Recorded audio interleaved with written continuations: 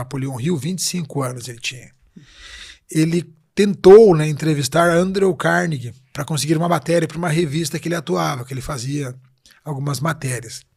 E ele conseguiu estar cara a cara numa recepção, num evento com Andrew Carnegie. E a pergunta dele era muito chinfrim, né? Qual era o segredo da riqueza? Então Andrew Carnegie respeitosamente falou que essa pergunta era muito comum, que na verdade ele até de certa forma aborrecia ele responder isso. Mas ele viu alguma coisa em Napoleão Hill que chamou a atenção. E aí pediu que o Napoleão Hill fosse à casa dele naquele final de semana. Essa parte da história você conhece? Sim. E aí, aliás, ele não tinha dinheiro para se hospedar em nenhum hotel. Então, ele foi... Galera, preste atenção, que isso aqui é um ouro. É um diamante. Ele não tinha um centavo. Se ele precisasse, se o Andrew Carnegie dissesse, olha... porque ele achou que a conversa ia ser no sábado, ele ia embora. Não, a conversa se estendeu e continuou no domingo. Se ele pedisse para ele voltar no dia seguinte, ele ia ter que dormir na rua para voltar no dia seguinte, porque ele não tinha dinheiro para um hotel. Felizmente, foi dispensado uma hospedagem para ele na mansão do Andrew Carnegie. E aí, só no domingo, o Andrew Carnegie contou o que era o Mastermind, como isso surgia lá com 56 líderes das 13 colônias britânicas que deram origem aos Estados Unidos. Aliás, esse final de semana ele assistiu Gangues de Nova York. Sim, maravilhoso. E traz um pedacinho daquele momento lá, né? Alguns anos após, quando o Lincoln lá decreta a abolição dos escravos. Então, o Andrew Carnegie contou o preceito. Aqueles homens formaram uma aliança de mentes, se harmonizaram em torno do conceito de liberdade e oportunidade.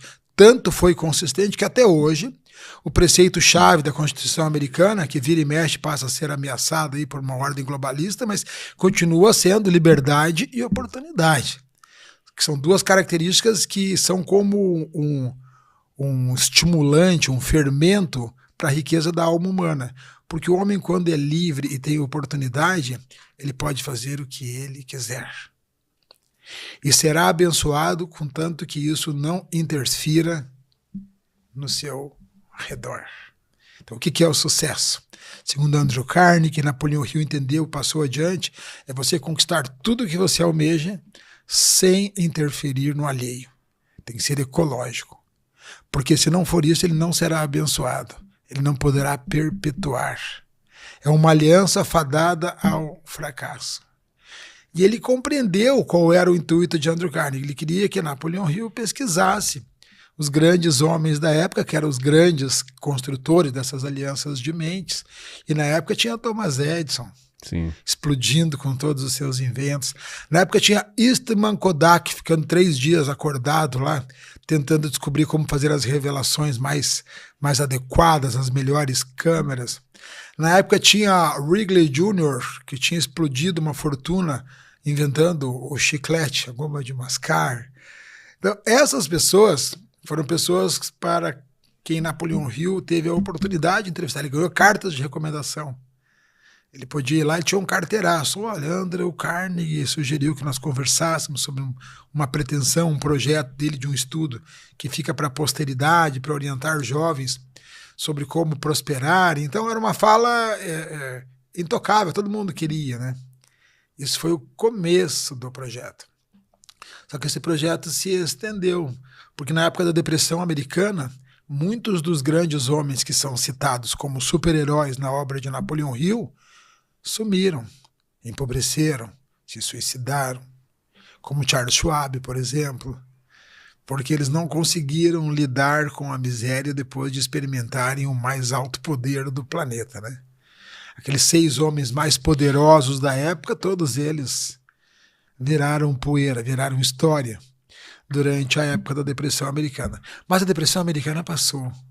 Inclusive, Napoleão Hill contribuiu com o Roosevelt na reconstrução da autoestima do povo americano. Sabe disso? Não, isso eu não sabia. Então ele criou frases. Ele criou frases que eram motes. Ele trabalhou no gabinete da presidência, ajudando a reconstruir a autoestima do povo americano. Uma das perguntas era: o que você pode fazer pelo nosso país, né? Era o que o país pode fazer para você. Então os americanos voltaram a sonhar grande, a ter aquele espírito aguerrido que eles tinham desde a época dos pioneiros. Começaram a viver o sonho americano de novo. E o Napoleão Hill estava aí ainda no início da sua trajetória. Ele tinha só lançado Lei do Triunfo em 1928. Aí, anos após, em 1937, ele lança um grande sucesso. Porque o grande sucesso dele não foi a Lei do Triunfo. O grande sucesso dele foi Think and Grow Rich. Quem pensa enriquece. Eu li esse livro. A história de Já leu, Rose, esse livro? Já leu, Pimentel? É impossível ler Think and Grow Rich com a mente aberta e não perceber como a ambição, como a vontade de prosperar, de gerar riqueza. E digo gerar riqueza, porque gerar riqueza não é ganhar dinheiro. Gerar riqueza é produzir crescimento ao seu redor. O homem, quando entende a riqueza, ele não está mais preocupado com quanto ele está ganhando dinheiro, e sim com quanto de crescimento ele está produzindo na comunidade, no redor dele. Então foi a partir dali que o grande trabalho de Napoleão Hill começou. E ele estende esse trabalho até 1970, porque ele teve um AVC já no final da jornada, mas foi bem pertinho do final da vida dele, porque ele ainda foi escolher o jazigo que ele ia e tudo mais, ele cuidou de todos os assuntos. Era um homem muito prático. E lá, depois dos anos 50, ainda já com uma idade que ele faleceu com 87 anos, é quando ele conhece Clement Stone, que é um outro nome que poucas pessoas que falam de Napoleão Hill têm percepção da grandeza e da importância. Se hoje eu sou um instrutor mastermind, não é graças a Napoleão Hill, é graças a Clement Stone. Porque foi o Clement Stone que estruturou a Fundação Napoleão Hill. Foi ele que lançou o livro O Método de Vendas Napoleão Hill. Foi ele que trouxe, junto com as conversas com Napoleão Hill, a lei do êxito número 17 que nós usamos, que é a força do hábito, força cósmica do hábito, que nos escritos anteriores não aparecem, só nos mais modernos. Clement Stone foi o homem que foi responsável pela edição do Segredo, depois que Napoleão Hill faleceu. Lá nos anos 90 surge tudo isso. Então, a história dele, tu vê que não tem breaks, paradas. Ela vai de 1908 a 1970, sempre com grandes momentos. Ele dedicou ali, os livros falam em torno de 40 anos da vida dele direto. Direto, focado. Foram mais de 16 mil pessoas estudadas. Da vida totalmente, né? É uma da... Bem, eu penso que ele é uma dessas pessoas iluminadas que aparece no planeta para dar aquela guinada, né? Eu gosto dessa... porque tem algumas pessoas que tem foi alguma missão, isso, tipo um Elon Musk, né?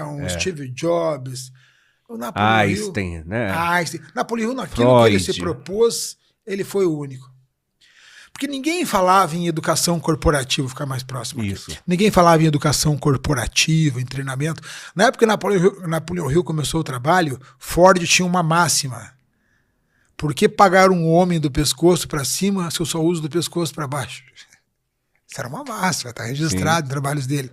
Então, nesse ambiente absolutamente não salutar às relações trabalhistas, é que Napoleão Hill começa a estudar o comportamento humano, começa a estudar os passos para o sucesso, num período onde o sindicalismo era muito ferrenho, intenso, onde as brigas entre patrão e funcionário eram incríveis. Então, nesse cenário começa todo esse projeto, toda essa pesquisa, todo esse estudo. Muito interessante, né? Eu vejo assim que hoje em dia, na maioria, bem, principalmente essa galera da internet, né? Eles veem Napoleão Hill como uma novidade, uma grande novidade, né? E até a galera mais nova, os jovens também, né? Mas eu não os culpo, porque a pílula é dourada com um ar de novidade.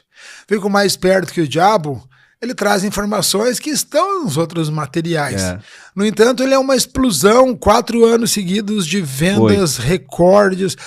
Quando eu falo, já leu Napoleão Hill, eu li mais perto que o diabo. As pessoas nem sabem mais Quem Pensa Enriquece, Lei do Triunfo. Porque o editor tem uma capacidade de dourar a pílula com uma cor nova, de tal forma, que parece que Napoleão Hill tá aqui presente entre nós. Mas e atual. Não fica velho, ele continua. É atual. Até porque o conceito é muito pujante, né? É sólido, Quais são né? os passos para o sucesso? Todo mundo quer saber. Todo. O problema é que as pessoas querem saber qual é o atalho. É. E não tem atalho. Puxa vida, que decepção, né? Não tem atalho. Essa garotada que quer explodir do dia para a noite, eles não compreendem que tem algo mais.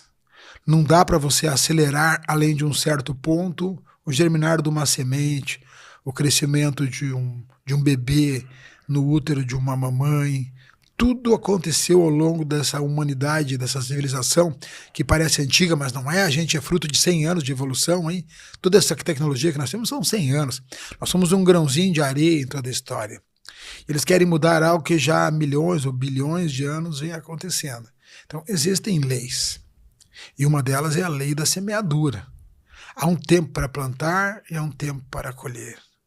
Você pode até ganhar dinheiro, mas sucesso, credibilidade, maturidade, paz de espírito, genuína prosperidade, isso leva tempo para colher. Não desrespeite os cabelinhos brancos.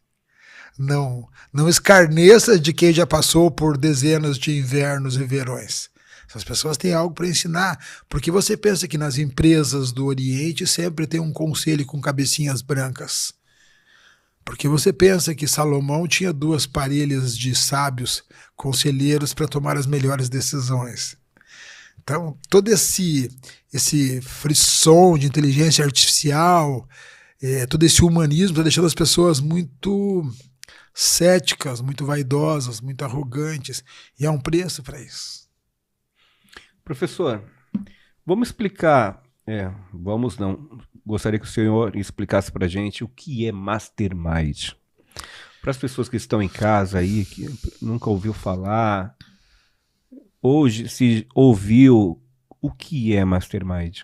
Vou dividir o Mastermind em 3 conceitos, tá? Primeiro, Mastermind no Brasil é uma marca.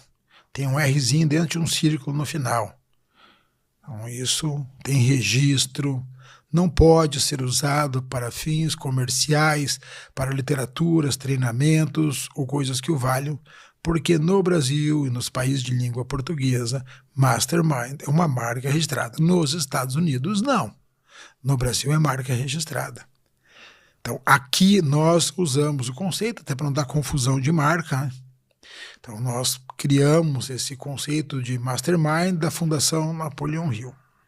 Então, empresarialmente é uma marca, você pode usar Masterclass, Master System, Master o que for. Mastermind não pode. Então a gente carinhosamente sempre conversa com quem desavisadamente, né, tenta usar o nome Coca-Cola na sua barecola lá. Não dá. Tem que ter esse respeito. Então essa é a primeira premissa empreendedorística, é respeitar a marca. Se você não respeita a marca, como é que você vai ensinar empreendedorismo? Por favor, não use a cereja aí, por favor. Né? Tão bonita a tua criação, coisa mais linda, uma logo bonita, uma história por trás disso. Então, respeitar marca é preceito-chave do empreendedorismo. Segundo, Mastermind é usado também para os grandes líderes. Who's the Mastermind? Às vezes aparece nos filmes, né? Quem é o Mastermind? Quem é o cabeça? Quem é a pessoa que está por trás de tudo isso? Então, Mastermind também é entendido na língua inglesa como pessoas com uma alta capacidade de percepção, condução. Mas o conceito-chave de Mastermind é a fusão de mentes em harmonia em torno de um objetivo principal bem definido. E esta fusão de mentes produz um resultado muito superior à soma isolada das mentes. Você provavelmente já deve ter estado numa reunião, num encontro de pessoas, onde você se sentiu, aí, porque você é um cara muito inteligente, mas se sentiu ainda mais inteligente que você era. De repente você percebe que tem ideias que vêm para você do nada. Caramba! Começa a ter um fluxo de energia, de ideia, de coisa boa, sabe? Isso pode acontecer numa conversa em dupla, num casal, num grupo de amigos, pode acontecer num board de sócios, numa empresa. Ali nós encontramos as mentes focadas, porque quando as mentes concentram energias, a gente não tem noção do poder que nós temos guardado nessa massa criativa que nós temos. Então, o Mastermind são essas massas pensantes reunidas, harmonizadas e fundidas em torno de um objetivo principal bem definido. Mas tudo começa, que é a primeira lei do êxito. Qual é a primeira lei do êxito, professor? Qual a primeira lei do êxito, professor? Lembra a minha aí. Isso está na lei do triunfo? Uhum. Vamos lá. Testar um propósito definido, é isso? Exatamente. Quando você tem um Tenha um propósito definido. É que eu que escrevi aqui. Eu queria falar, pessoal. Você não pode construir um mastermind Sim. se você não tiver um propósito definido. Por quê? Porque as pessoas não seguem quem não sabe para onde está indo. Quando Benjamin Franklin e Jefferson fizeram a reunião na taberna lá, 1740, não sei quanto, para criar a Constituição Americana e se livrar da coroa britânica, eles tinham um propósito claro. Era fazer o rascunho de uma Constituição onde as premissas seriam a liberdade e a oportunidade. Então esse era o princípio. A partir disso, todo cidadão americano teria que enfrentar exclusivamente os seus desafios internos e os obstáculos naturais oriundos da vida. E aí começa. Então, eles tinham um objetivo. Então, você tem o objetivo. Depois você vai buscar as tuas alianças. E aí eu noto que tem uma confusão de entendimento do mastermind. Vou fazer um mastermind, mas para quê? Com qual propósito? Não, cada um conta os seus problemas. Bom, isso é um grupo de autoajuda.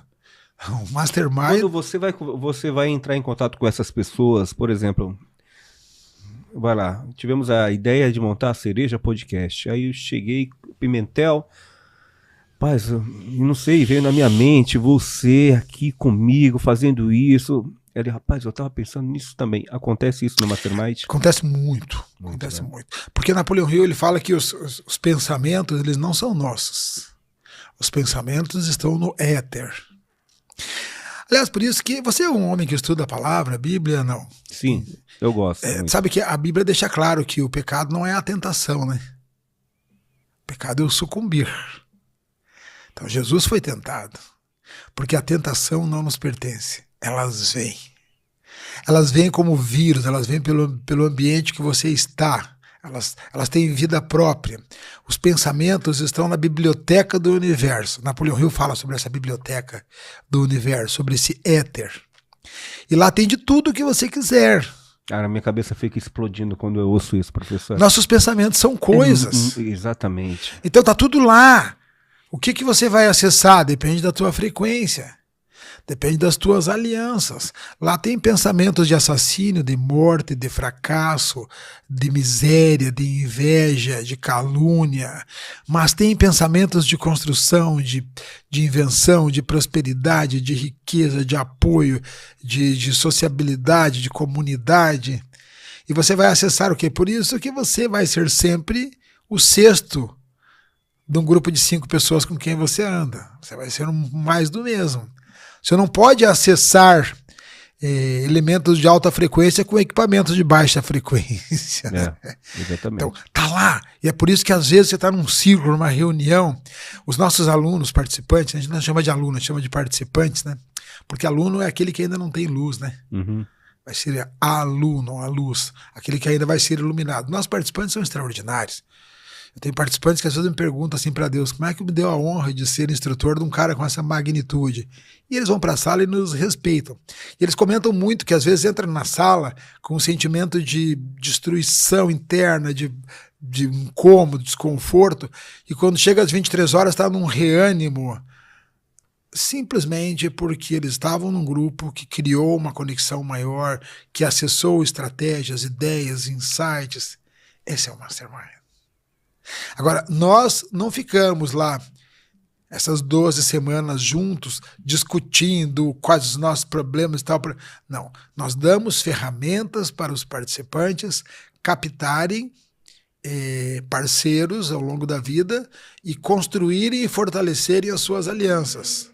Porque não adianta você conhecer o conceito do Mastermind, você trazer pessoas para próximo, mas a tua ansiedade, a tua agressividade, a tua intolerância, a tua dificuldade de ouvir, a tua incapacidade de fazer um elogio, o teu excesso de críticas, a tua ranzinzice, elas vão carcomendo a possibilidade de uma aliança bem-sucedida. Então, as alianças bem-sucedidas são construídas em cima de valores diplomáticos, em cima de carinho, de empatia. Tanto que, numa das tiragens, Napoleão Hill usava a expressão empatia para uma das leis do êxito. é que você vai construir um mastermind se você não se coloca sinceramente no lugar das pessoas que estão ao teu redor?